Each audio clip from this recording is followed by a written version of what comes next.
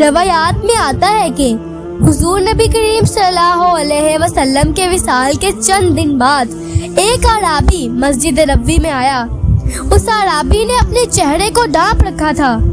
اس نے حضور نبی کریم صلی اللہ علیہ وسلم کے وصال پر افسوس کا اظہار کیا اور دریافت کیا، حضور نبی کریم صلی اللہ علیہ وسلم کے وصی کون ہیں؟ حضرت ابو بکر صدیق رضی اللہ تعالی عنہ نے حضرت علی المرتضیٰ رضی اللہ تعالی عنہ کی جانب اشارہ کیا، یہ رسول اللہ صلی اللہ علیہ وسلم کے وصی ہیں۔ اس اعرابی نے آپ کو سلام کیا۔ آپ نے اسے سلام کا جواب دیا اور اس اعرابی کو اس کے نام سے پکارا۔ اس اعرابی نے تعجب سے کہا کہ آپ میرا نام کیسے جانتے ہیں جبکہ یہ میری اور آپ کی پہلی ملاقات ہے؟ آپ نے فرمایا کہ مجھے حضور صلی اللہ علیہ وسلم نے تمہارے متعلق بتایا تھا اور تمہارے حال سے بھی آگاہ کیا تھا۔ آپ نے فرمایا کہ تمہارا نام مضر ہے اور تم نے اپنے قبیلے کو حضور صلی اللہ علیہ وسلم کی بعثت کی خبر دی تھی اور کہا تھا تہامہ میں ایک شخص کھڑا ہوگا جس کے رخسار چاند سے زیادہ روشن اور جس کی گفتگو میں شہد سے زیادہ مٹھاس ہوگی۔ وہ کھچر پر سوار ہوگا اور اپنے جوتوں اور کپڑوں کو خود پیوند لگائے گا۔ وہ زنا، سود، شراب خوری اور ناحق خون بہانے کو حرام قرار دے گا اور وہ آخری نبی ہوگا۔ وہ رمضان المبارک کے روزے رکھنے والا ہوگا اور بیت اللہ شریف کا حج کرے گا۔ وہ 5 وقت کی نماز ادا کرے گا اور تم اس پر ایمان لے آؤ اور اس کی تصدیق کرو۔ تمہاری قوم نے جب تمہاری باتیں سنی تو تمہیں قید کر دیا، اور اب جب حضور نبی کریم صلی اللہ علیہ وسلم کا وصال ہو چکا تو تمہاری قوم سیلاب میں غرق ہو گئی اور یوں تمہیں اس قید خانے سے آزادی ملی۔ پھر تمہارے کانوں نے غیبی ندا سنی، اے مضر مدینہ منورہ جاؤ، وہاں حضور نبی کریم صلی اللہ علیہ وسلم کا وصال ہو چکا ہے۔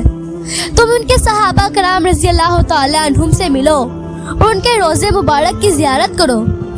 اس اعرابی نے جب اپنے حال آپ رضی اللہ تعالی عنہ کی زبانی سنا تو اس کی آنکھوں سے آنسو جاری ہو گئے اور اس نے آپ رضی اللہ تعالی عنہ کے ہاتھ کا بوسہ لے لیا۔ پھر اس نے آپ رضی اللہ تعالی عنہ سے عرض کی کہ میں کچھ سوالات کے جواب چاہتا ہوں۔ آپ نے فرمایا کہ تم سوال پوچھو، انشاءاللہ العزیز تمہیں ان کا جواب ملے گا۔ اس اعرابی نے حضرت علی رضی اللہ تعالی عنہ سے پہلا سوال کیا کہ وہ کون سا نر ہے جس کا باپ اور ماں نہیں ہے؟ آپ نے فرمایا وہ حضرت آدم علیہ السلام ہے۔ اس اعرابی نے دوسرا سوال کیا کہ وہ کون سی مادہ ہے جو بغیر ماں باپ کے پیدا ہوئی؟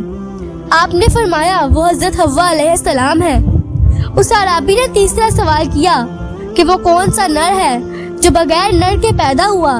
آپ نے فرمایا وہ حضرت عیسیٰ علیہ السلام ہے۔ اس اعرابی نے چوتھا سوال کیا کہ وہ کون سی قبر ہے جس نے قبر والے کو سیر کرائی؟ آپ نے فرمایا کہ وہ قبر مچھلی ہے جو حضرت یونس علیہ السلام کو اپنے پیٹ میں لے کر 3 دن تک پھرتی رہی۔ اس اعرابی نے پانچواں سوال کیا کہ وہ کون سا جسم ہے جس نے ایک مرتبہ کھایا پھر کبھی نہیں کھایا؟ آپ نے فرمایا کہ وہ جسم حضرت موسیٰ علیہ السلام کا عصا ہے جو سانپ بن کر فرعون کے جادوگروں کے جادو کو نگل گیا۔ اس اعرابی نے چھٹا سوال کیا کہ وہ زمین کا کون سا ٹکڑا ہے جہاں صرف ایک مرتبہ سورج کی روشنی پڑی؟ آپ نے فرمایا کہ دریائے نیل کا وہ حصہ جو حضرت موسیٰ علیہ السلام کے عصا سے شق ہوا تھا۔ اس اعرابی نے ساتواں سوال کیا کہ ایسا کون سا جاندار ہے جو پتھر سے پیدا ہوا؟ آپ نے فرمایا کہ وہ حضرت صالح علیہ السلام کی اونٹنی ہے جو پتھر سے پیدا ہوئی۔ اس اعرابی نے 8واں سوال کیا کہ وہ کون سی عورت ہے جس نے 3 ساعت میں بچے کو جنم دیا؟ آپ رضی اللہ تعالی عنہ نے فرمایا کہ وہ حضرت مریم علیہ السلام ہے جنہوں نے حضرت عیسیٰ علیہ السلام کو جنا۔ اس اعرابی نے 9واں سوال کیا کہ وہ کون سے 2 دوست ہیں جو آپس میں کبھی ایک دوسرے کے دشمن نہیں ہوتے؟ آپ نے فرمایا کہ وہ جسم اور جان ہے جو کبھی ایک دوسرے کے دشمن نہیں ہوتے۔ اس اعرابی نے 10واں سوال کیا کہ وہ کون سے 2 دشمن ہیں جو آپس میں کبھی ایک دوسرے کے دوست نہیں ہوتے؟ آپ نے فرمایا کہ وہ موت اور زندگی ہے جو کبھی ایک دوسرے کے دوست نہیں ہوتے۔ اس اعرابی نے 11واں سوال کیا کہ شے اور لا شے کیا ہے؟ آپ نے فرمایا کہ شے مومن ہے اور لا شے کافر ہے۔ اس اعرابی نے 12واں سوال کیا، رحم مادین میں سب سے پہلے کون سا اعضاء بنتا ہے؟ آپ نے فرمایا رحم مادین میں سب سے پہلے شہادت کی انگلی بنتی ہے۔ اس اعرابی نے 13واں اور آخری سوال کیا، قبر میں سب سے آخر میں کون سی چیز فنا ہوتی ہے؟ آپ نے فرمایا بندے کے دماغ کی ہڈی۔ اس اعرابی نے جب آپ کے جوابات سنے تو بے اختیار آپ کا ماتھا چوم لیا۔